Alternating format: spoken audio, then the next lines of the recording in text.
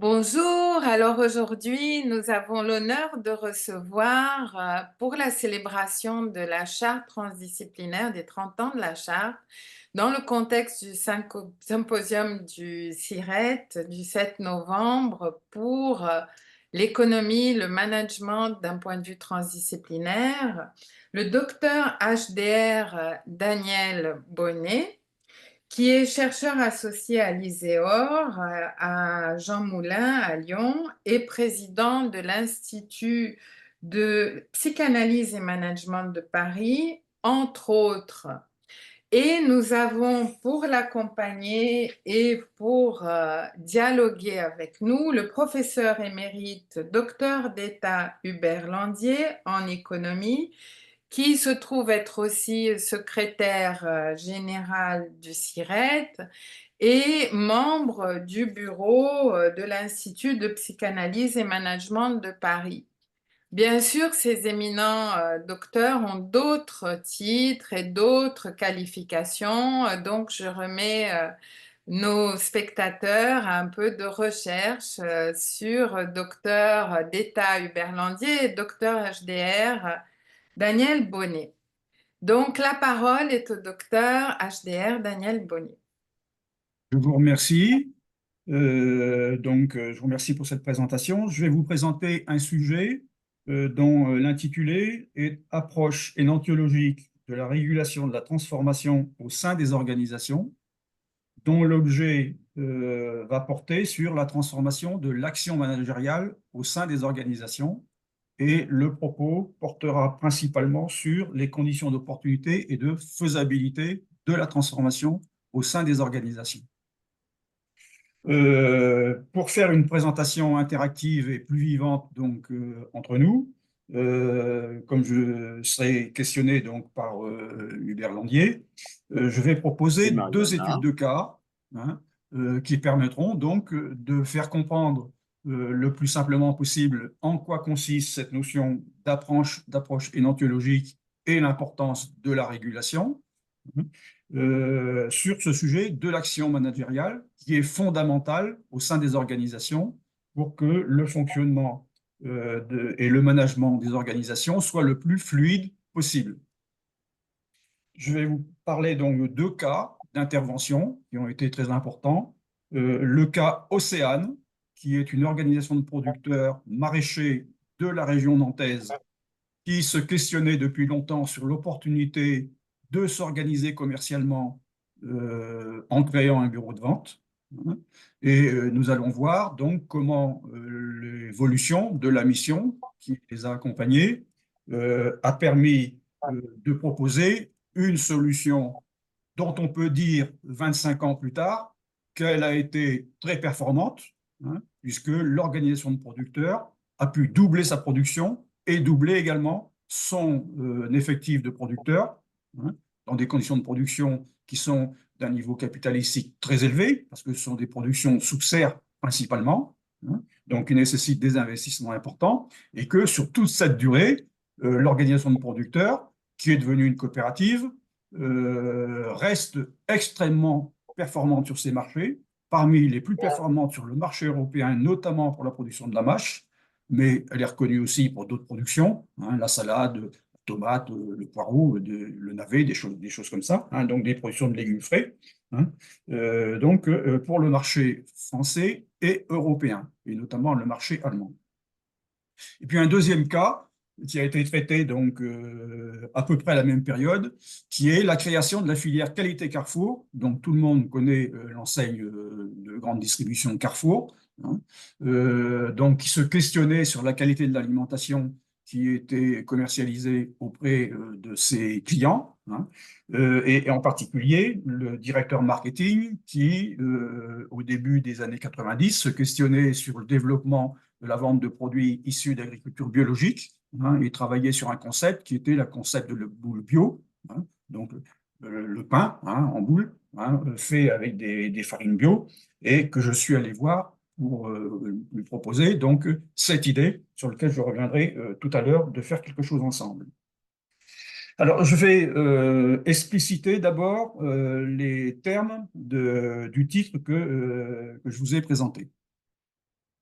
Déjà, il faut bien comprendre que généralement, on parle de changement dans les organisations, mais que le changement, c'est ce qui se voit, et le plus important, c'est ce qui ne se voit pas, ce qui est latent, ce qui est secret, ce qui est invisible, qui fonctionne pour faire en sorte que des structures apparaissent et permettent de délimiter des comportements individuels et des comportements collectifs. Ce qui nous intéresse pour faire du changement, nous, dans notre approche, c'est effectivement ce qui ne se voit pas. Parce que, évidemment, l'ensemble des personnes au sein d'une structure discutent souvent des problèmes qu'ils rencontrent à travers ce qu'ils voient, ce qu'ils mesurent, et notamment dans les organisations, hein, les difficultés d'obtenir des résultats qui soient efficaces, et notamment en ce qui concerne les produits, la vente des produits d'agriculture, donc les fruits et légumes ici, avoir des rémunérations qui soient suffisamment rentables, ce qui n'est pas le cas puisque les marchés sont très concurrentiels. Alors, ce sur quoi on va les faire travailler, en fait, c'est de les faire travailler sur ces aspects qu'ils ne voient pas, qui se cachent à eux-mêmes, soit volontairement, parce que dans toutes les organisations, il y a une forme d'hypocrisie organisationnelle qui consiste, pour différentes raisons, intentionnelles ou non intentionnelles, hein, à ne pas dire quels sont ses points faibles, hein, et quelque part à toujours apparaître comme on est bon, et surtout comme on est dans des logiques de concurrence, et au niveau des coopératives sur les territoires, elles sont en concurrence locale tout en étant en concurrence sur leur marché captif, hein, la grande distribution par exemple, hein, eh bien, il faut qu'elles apparaissent comme étant toujours meilleures que la coopérative du voisin. Hein, et que donc elles puissent dire, j'ai le meilleur client, moi je vends à Auchan, le client Auchan est meilleur que le client Carrefour. Donc on a ces stratégies paradoxales, hein, qui quelque part stimulent la concurrence, hein, et pour autant la grande distribution n'est pas naïve, elle sait très bien que Carrefour et Auchan, ils se tiennent dans la manche, hein, et que voilà, il faut faire sa marge, hein, d'une part, certes auprès du consommateur, hein, en lui vendant le meilleur prix possible pour l'enseigne, hein, mais également en achetant le moins cher possible aux producteurs. Donc, on a ici un processus de régulation du marché, et vouloir changer ce processus ne va pas sans envisager des transformations en profondeur. Ça, c'est la première chose. Ces transformations en profondeur doivent concerner l'action managériale, parce que c'est l'action managériale qui va permettre de conduire le changement. Ça se confond un petit peu, hein, simplement, ça prend une direction notoire qui est celle plutôt de dire je veux obtenir un changement, une amélioration généralement, hein, par rapport à une pratique courante, une habitude qu'on peut avoir, hein, qui est nécessaire dans les organisations pour faire son travail. Tous les jours, il y a des choses régulières à faire, hein, qui sont répétitives. Or, il se trouve que rien ne marche comme ça dans les organisations. Il se trouve qu'on se fixe un objectif et puis on constate périodiquement que l'objectif n'est pas atteint, voire qu'il a été dépassé. Et quand l'objectif a été dépassé, évidemment, on ne cherche pas tellement quelles sont les raisons d'opportunité ou de faisabilité qui font que l'objectif a été dépassé. Ça peut être parce que le marché a été porteur, donc on s'en félicite, mais ça peut être aussi parce que finalement, il y a eu des opportunités, hein, et que ces opportunités, elles peuvent être fuyantes, hein, et donc on a eu un bon résultat. Mais le plus souvent dans les organisations, ce qu'on observe, c'est qu'en fait, il y a des dysfonctionnements. Et ces dysfonctionnements, on devrait logiquement se concentrer dessus pour les corriger, hein, ce que proposent normalement les démarches de qualité, sauf que les démarches de qualité qui partent d'un audit normalisent et standardisent la démarche et travaillent finalement ce sur quoi les gens sont assez d'accord, sont parvenus à se mettre d'accord qu'ils voudraient changer ensemble, mais ce qu'ils veulent changer ensemble, je parlais tout à l'heure d'hypocrisie organisationnelle, n'est pas forcément ce qui est fondamental pour obtenir une amélioration. Ce qui est fondamental, souvent, c'est ce dont on ne veut pas parler ensemble dans les coopératives parce qu'on se regarde en chien de faïence et que généralement, comme on est aussi en concurrence, hein, eh bien, on pense dans sa tête que bon, c'est bien gentil ce que tu dis, mais moi, de toute façon, je suis meilleur que toi. Donc, si tu dis quelque chose qui est intéressant, je ne vais pas forcément le reconnaître comme ça aussi facilement. Euh, Alors, comment ça s'est passé justement dans les coopératives nantaises pour passer de cette situation à une situation de plus grande efficacité collective? Alors, au sein de la coopérative Océane, donc, enfin, au départ, l'organisation de producteurs Océane, hein, donc une organisation de producteurs reconnue hein, par la politique agricole commune européenne, hein, c'était des 37 producteurs environ qui étaient indépendants et qui commercialisaient auprès d'expéditeurs. Ils avaient environ 7 expéditeurs, ce sont des négociants, hein, au premier niveau de la mise en marché, hein, qui donc commercialisaient leurs produits. Et donc, ils étaient tous les jours pour la vente en concurrence locale avec les expéditeurs qui achetaient à chacun d'eux. Et donc, la concurrence se faisait sur les prix, indépendamment de la qualité des produits, qui étaient en général quand même exemplaires, hein, mais la pression du marché faisait que les prix qu'ils obtenaient n'étaient pas satisfaisants. Donc, ils se posaient la question de créer un bureau de vente et de dire on va demander à un professionnel de la vente, hein, c'est-à-dire c'est plus eux-mêmes producteurs qui faisaient la vente, mais un professionnel de la vente qui serait censé être plus compétent qu'eux, d'obtenir de meilleures performances.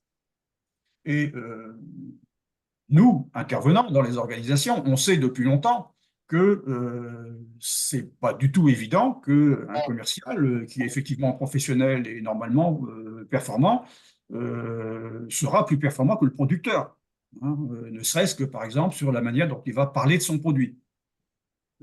Et on a souvent constaté que le fait de créer un bureau de vente avec une petite SARL, une société sous forme de responsabilité limitée, finalement n'amenait pas les performances qui étaient attendues et souvent les producteurs restaient mécontents par rapport à leurs performances propres et il y avait des tensions entre le bureau de vente et les producteurs qui consistaient à dire bah, finalement je vais donner à mon commercial la vente des produits que moi j'ai du mal à vendre et par contre les bons produits qui se vendent facilement au prix de mes meilleurs clients, je vais continuer de les vendre moi-même. Hein, le producteur disait souvent ça. Et on voyait ça dans les coopératives, hein, notamment.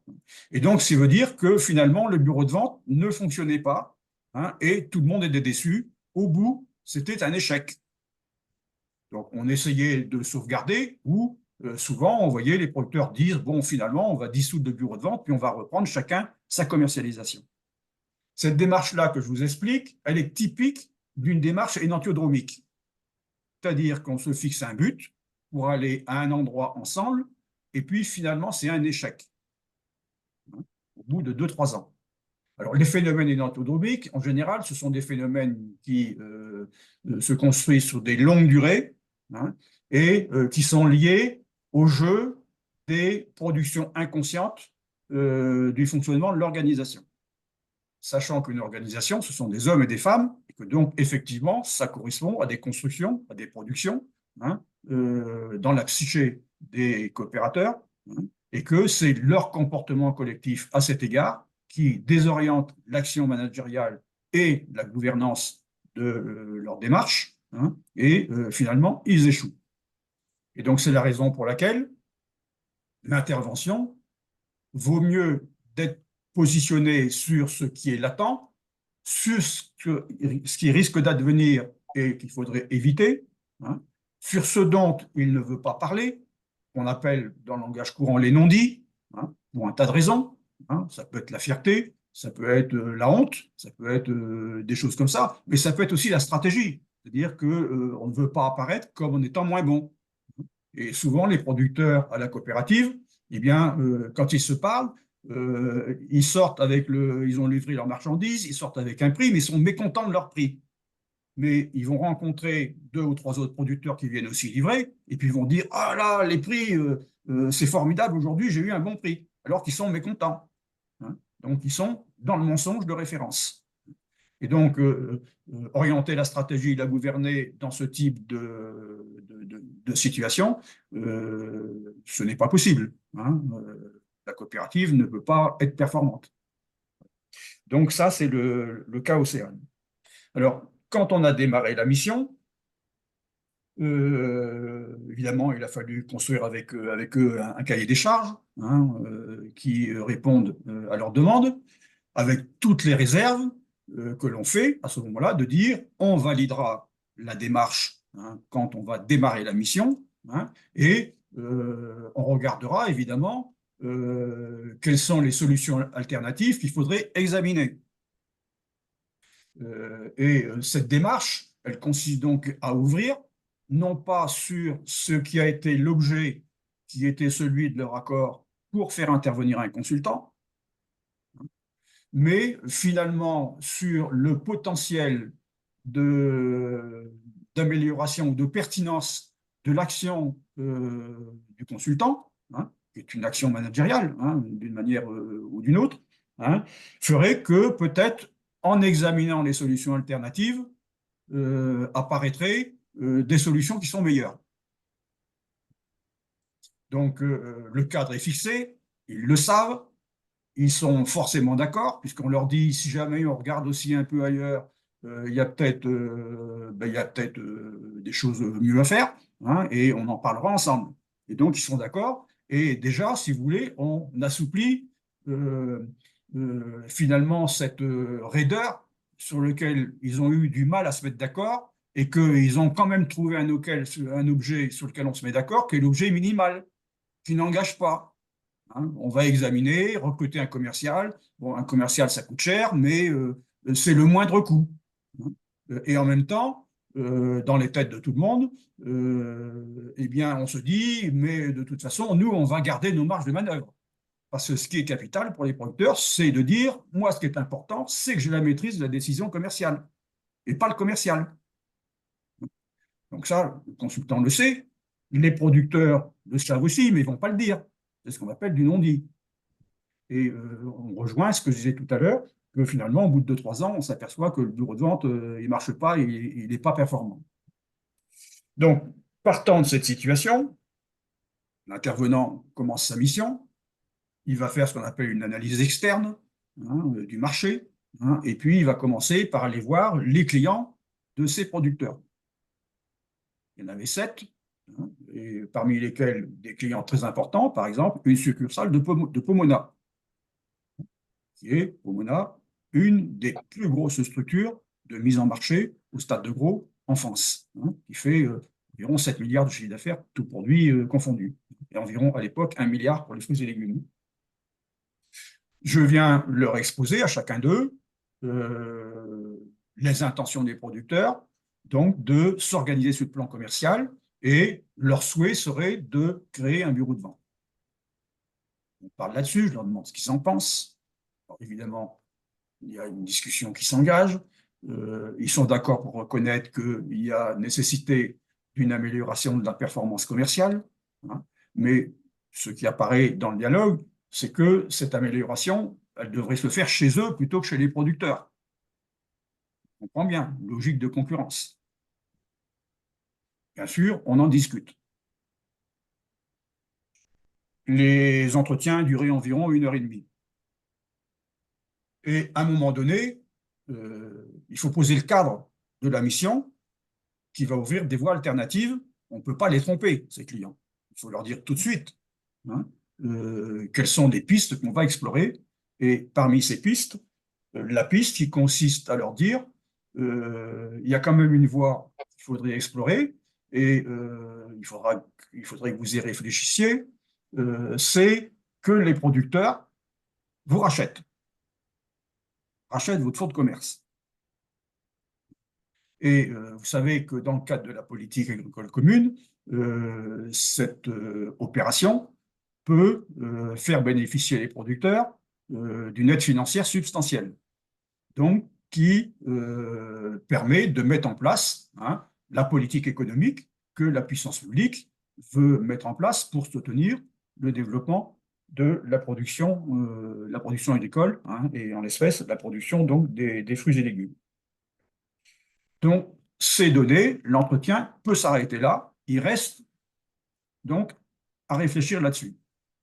Une fois que j'ai eu fait donc le tour des 7 expéditeurs négociants, je suis allé revoir donc le conseil d'administration de l'organisme de producteurs Océane, n'est-ce pas? Et j'ai rendu compte du démarrage de ma mission. Entre-temps, il y avait eu bien sûr des entretiens dans le cadre du diagnostic aussi avec des administrateurs et avec des producteurs, hein, l'analyse interne, l'analyse économique, enfin toutes ces choses qu'on fait hein, dans le cadre de la réalisation du diagnostic. Et je leur annonce que parmi les voies alternatives qu'il faudrait qu'on explore, eh bien, il y a la possibilité qu'ils rachètent les expéditeurs. Ils n'y avaient pas pensé. Parce que pour eux, c'était impossible. Mais littéralement impossible. Donc, on met une petite graine. Finalement, c'est faisable. Vous pourriez travailler autour de cette idée. Comme vous le savez bien, la politique agricole commune pourrait soutenir le financement, par exemple, d'une coopérative. Ah. Oui, oui, on va travailler dessus. On organise des réunions pour les faire travailler dessus. Et la réunion ne va pas se passer dans les termes habituels. Elle va se passer dans le cadre de la mise en place d'un dispositif que nous appelons, que j'ai appelé le travail de l'énantiose, qui consiste à faire en sorte qu'ils vont parler, comment dire, de ce qui est focal pour traiter ce problème. Et de ce qui est focal, c'est, si vous voulez, qui consiste à convertir ce sur quoi ils n'étaient pas d'accord, qu'ils ne se disaient pas entre eux, et que s'ils se le disent, eh bien, ils vont comprendre qu'effectivement, la bonne solution serait sans doute qu'ils rachètent les expéditeurs. Mais c'est eux qui vont se le dire, et c'est eux qui vont le décider. Parce que je vais vous dire comment se passe une réunion au travail de l'énantiose. Ça dure 3 heures. L'intervenant parle pendant 3 minutes et pendant 3 heures, sous réserve d'une pause de 15 minutes, il ne dit plus rien.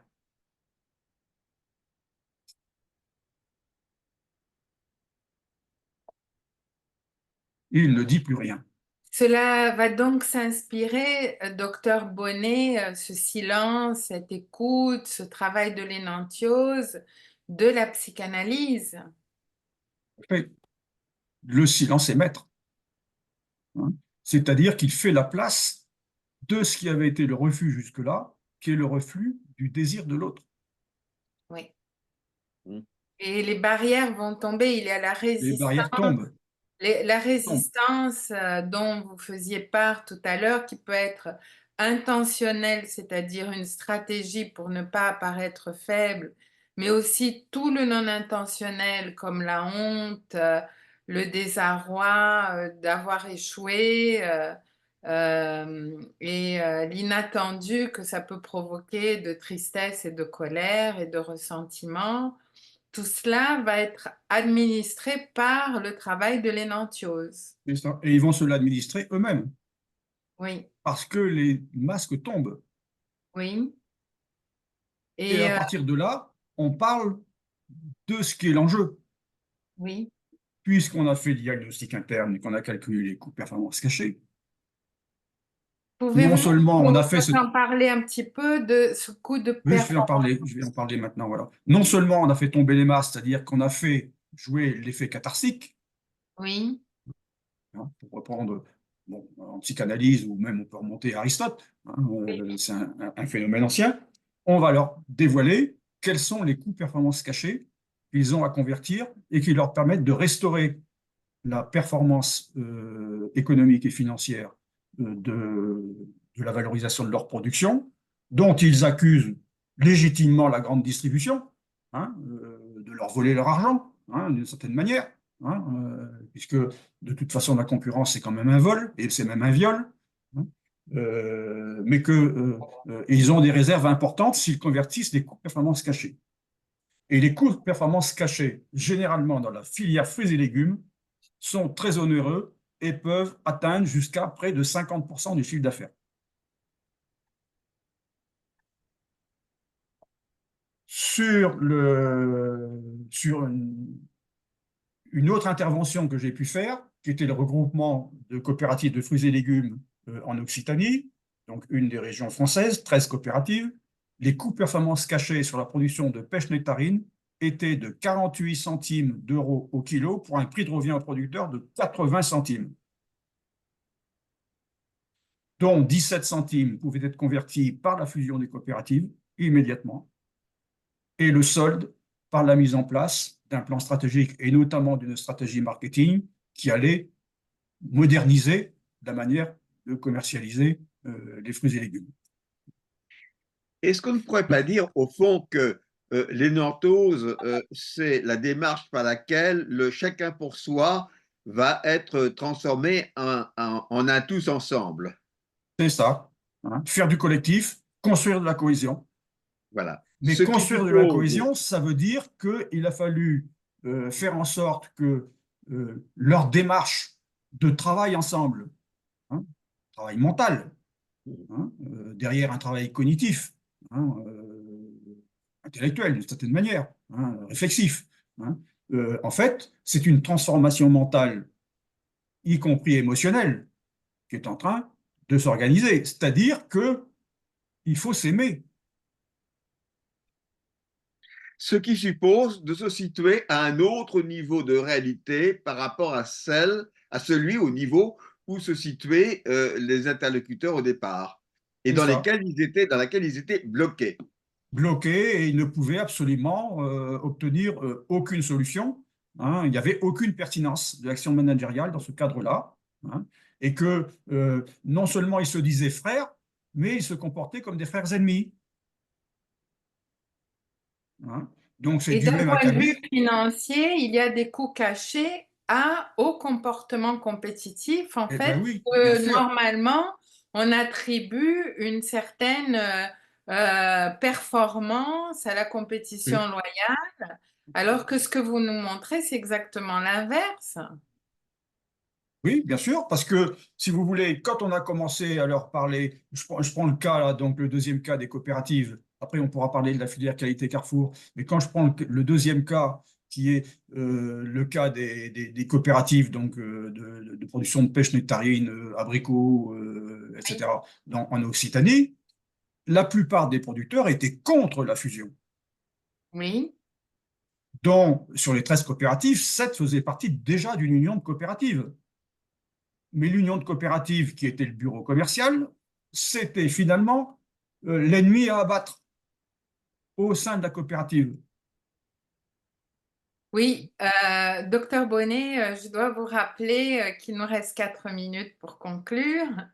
Donc, je pense que c'est très important pour nos spectateurs qu'ils ciblent que votre recherche, elle amène un travail de fond en profondeur sur ce qui ne se dit pas dans l'entreprise, qui va gérer des coûts cachés et que vous apportez des solutions concrètes pour que les gens se parlent, pour que les gens coopèrent ensemble et finalement que cette coopération aboutisse à sauver des entreprises qui sont en état de danger, d'échec, de péril économique. C'est bien cela? Oui, c'est ça. Et l'enjeu régional est très important parce qu'il y avait 350 producteurs, un peu plus de 350 producteurs qui étaient concernés dans cette région-là, et 3000 personnes, 3000 emplois. Et que cette mission donc, a été menée dans des situations que connaissent souvent le secteur agricole, hein, des situations de crise, hein, dont ils ne savaient pas s'en sortir eux-mêmes, nonobstant l'action syndicale, hein, que l'on connaît, hein, en particulier en France, hein, qui est très forte. Hein. Et à partir de là, on observe, c'est là qu'on voit que la différence entre le changement et la transformation est quand même une différence de taille. Le changement correspond à quelque chose qui se déroule de manière plus ou moins discontinue, avec des hauts et des bas, hein, et puis qui se stabilise. Alors que la transformation relève du registre opératoire, elle est continue, et que ce qui est important, c'est de faire en sorte qu'on met en place dans l'organisation une méthode de management avec un dispositif qui fait que l'on est toujours en transformation continue, si vous voulez, modérée, non violente, où périodiquement, tous les 6 mois par exemple, on réexamine la situation et on corrige, hein, à travers le pilotage, hein, les choses qui n'ont pas, qui ont été évaluées comme dysfonctionnelles, hein, et sont mesurées financièrement. Et c'est là l'enjeu de la deuxième partie que je voulais souligner, ce qu'on appelle, nous, l'objet translationnel. L'objet translationnel, c'est, si vous voulez, le fait que l'on agit que sur le signe, la valeur étant donnée par la balance économique, hein, naturellement, et les producteurs peuvent la calculer, on transforme un moins en plus.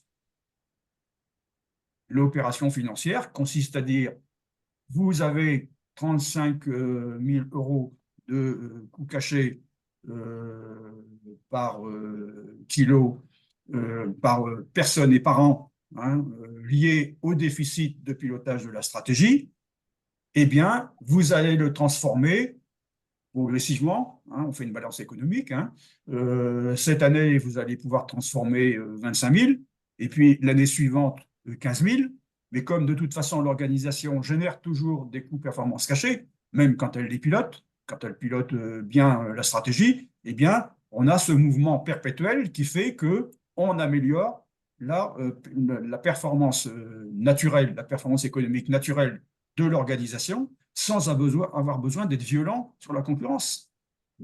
Ce qui est très frappant dans votre démarche, c'est que l'intervenant, il lance le processus, il est présent, mais il n'intervient pas, il est dans le non-agir, comme diraient les classiques chinois, et il place les participants devant leurs responsabilités.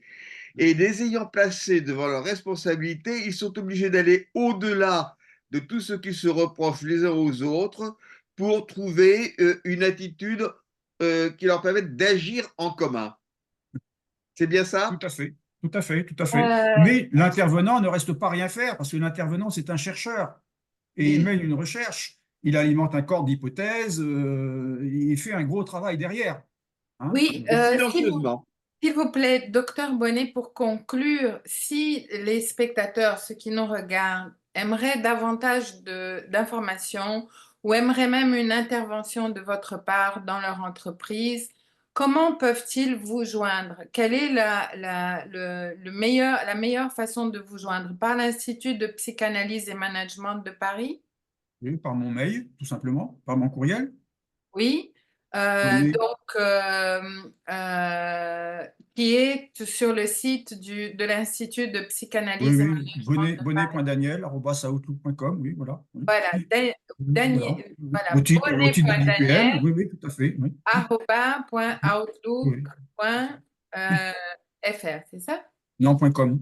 .com, pardon. Hein, Donc, et à ce moment-là, effectivement, parce que l'Institut Psychanalyse et Management est une association académique, scientifique, hein, oui, donc qui oui. organise des colloques, qui a une revue, etc., mais qui peut effectivement être à l'écoute de missions d'intervention qu'elle pourrait réaliser dans des organisations, hein, pour justement soutenir des projets de recherche, hein. Le but, Voilà. c'est ça.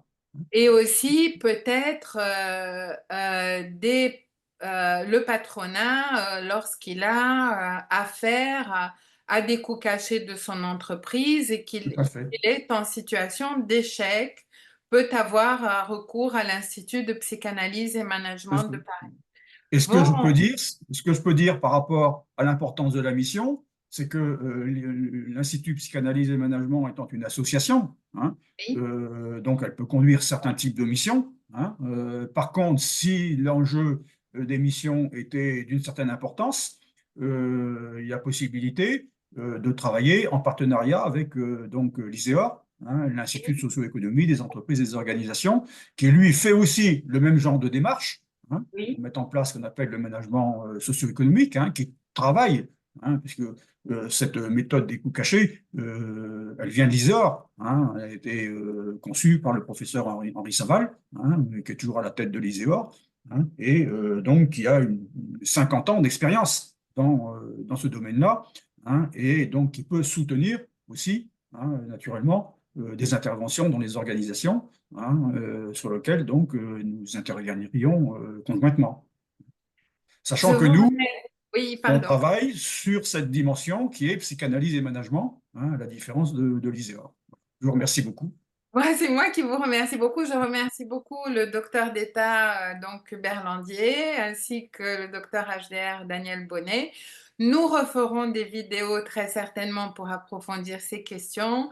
C'est juste un coup d'envoi. Merci et à bientôt. Au revoir. Au revoir. Merci à vous.